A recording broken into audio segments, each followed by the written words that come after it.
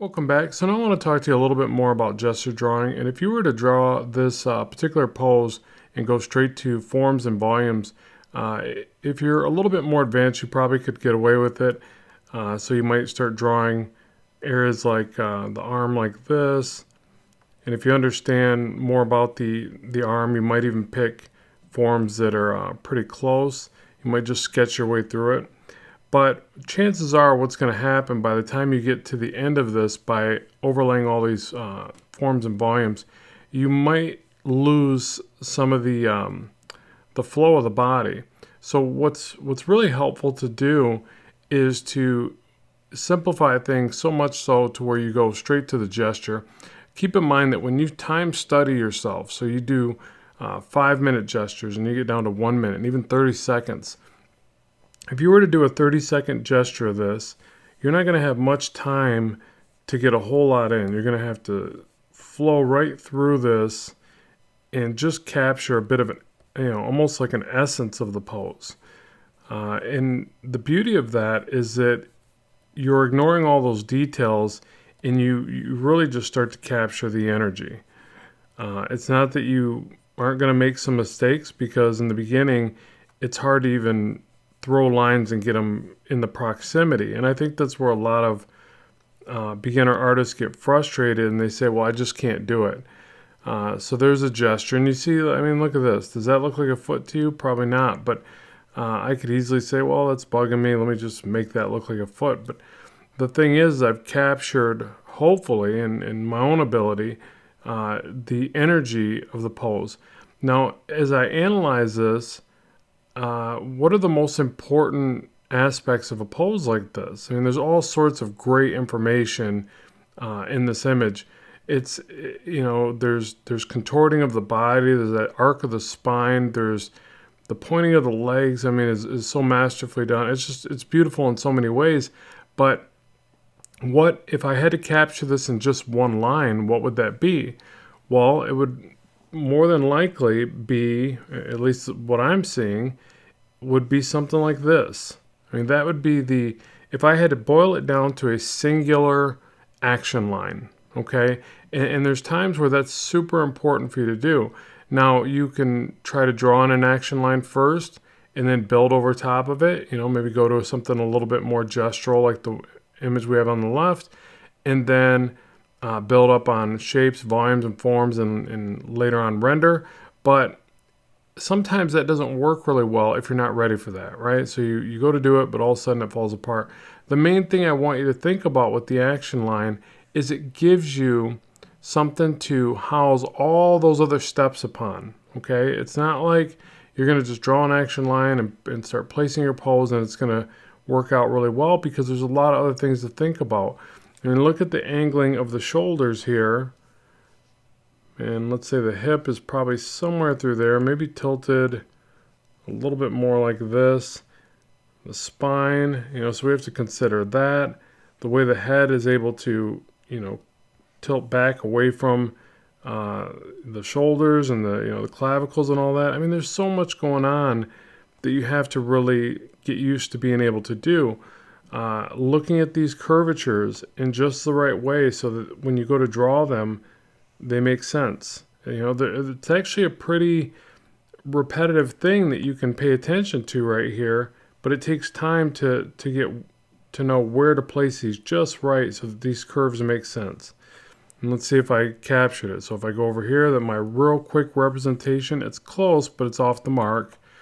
But again, it's paying attention to these things so that when you do throw these lines, they start to make sense. Let me show you something else about drawing through the pose like this that I think is super important. A lot of times I'll see artists go to draw arms and legs and they're close, but they kind of stack everything. Notice right here with the shoulder, how the shoulder's up here, the triceps back here, the forearm protrudes up here. Do you see that back and forth? And that's evident everywhere. Here, here, here, here. It's like a back and forth that occurs through the body. It's kind of hard to illustrate there. Let me show you on the other leg. So curvature here. Well, and actually this one's a little more straight. But it would be curve here, curve here, curve here. There's the back and forth.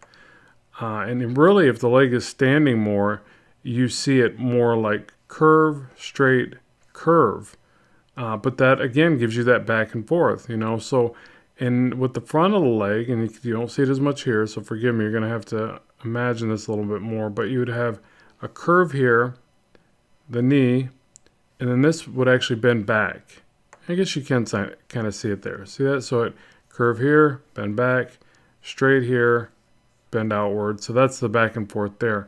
But again, it's recognizing these patterns of the body so that when you go to do the gesture drawing over here, you almost instinctively draw an arm more like that versus, and maybe a little bit more like this would be, good representation or a shorthand of the arm. Instead of, say, in the beginning, you'll see a lot of artists want to draw arms like this.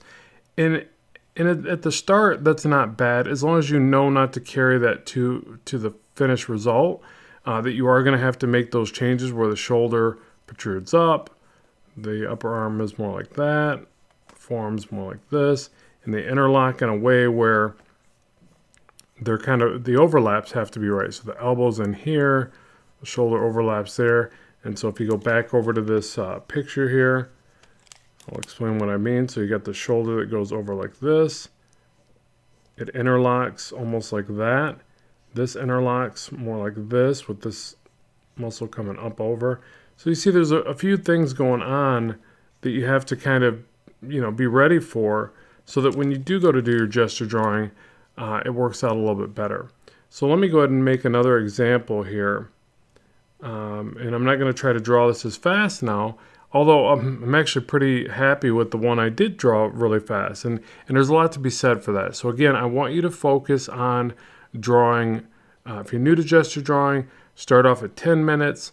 I want you to work hard at those. And when I mean work hard, I mean draw lots of them, hundreds of them if you can, but at least in the 40s and 50s. You just don't want to expect anything after 10 gesture drawings, okay? It just doesn't work like that. And the other thing I want you to really practice doing is curves. Remember CSI and gesture drawing. It's more like this, but those are the lines that you're going to see a lot. You can see it in the body of this character, this female. You can see that there's a bit of an S curve like this. There's a bit of a C right about there.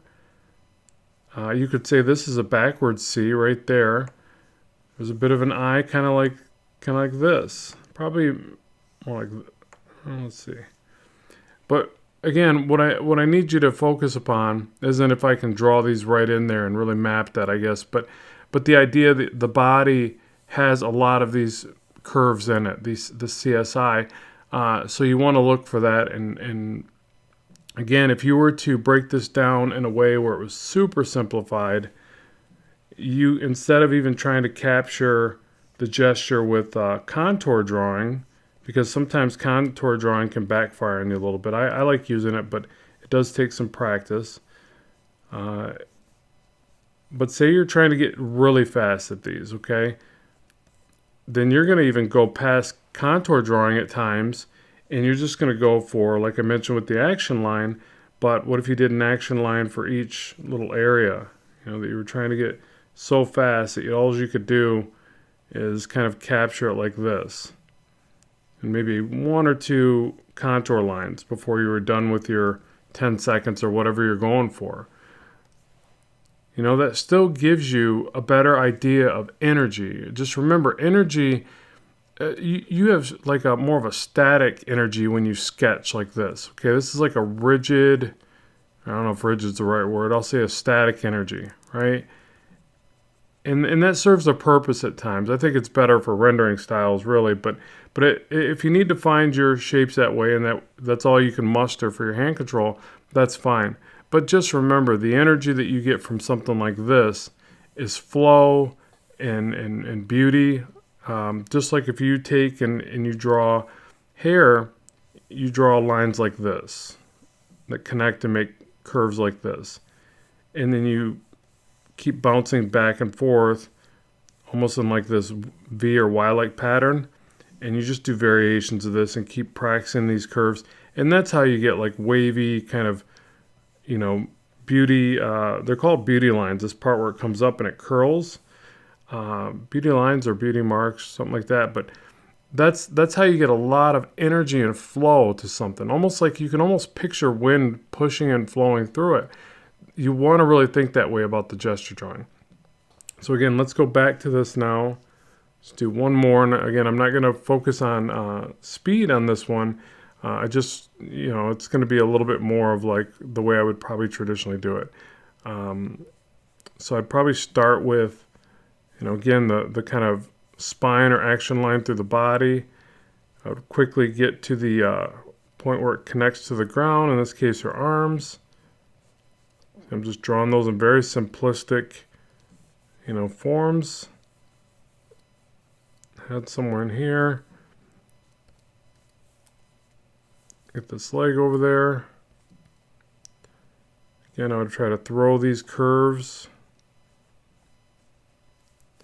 I'm also looking for alignment. So if I'm not going for speed, I'm still going to make little marks for alignment so I can get my, hopefully get my proportions and things in place a little bit more accurate. And so what I did here is I looked at the alignment of the foot to the rib cage in that little bit of an angle, and that's what that line right there is for. I'm going to carry through the torso right to the back leg, and then remember what I said about kind of a forward bend, knee, back bend, curvature here, curve here, something like that. Get that line for the spine, the bun there. The foot, and even that foot, it's got an interesting tilt. I would love to sit there and try to capture that. I feel like that's something I need to draw. It's very easy to always want to draw feet kind of to the side to make it easier on yourself. So that's a really interesting foot. Well, both of them really, but that one's a good one to practice. But that's not the point of what I'm here for. I'm here to capture the gesture and the energy of the pose. And so then I can look at this and I say, well, I got it close, but see this part right here? This really, just that extra little bend right there puts so much energy into the way she's achieving that pose. It's very dynamic. And there's going to be flaws to what I have here. Proportions are going to be off, things like that. I kind of have to ignore all that and just try to capture the energy. So hopefully that makes sense. If you've got some questions, I would love to hear them. And I'm going to be bringing you more lessons on all of this, more gesture, more poses, everything. So please stay tuned. Thank you for watching.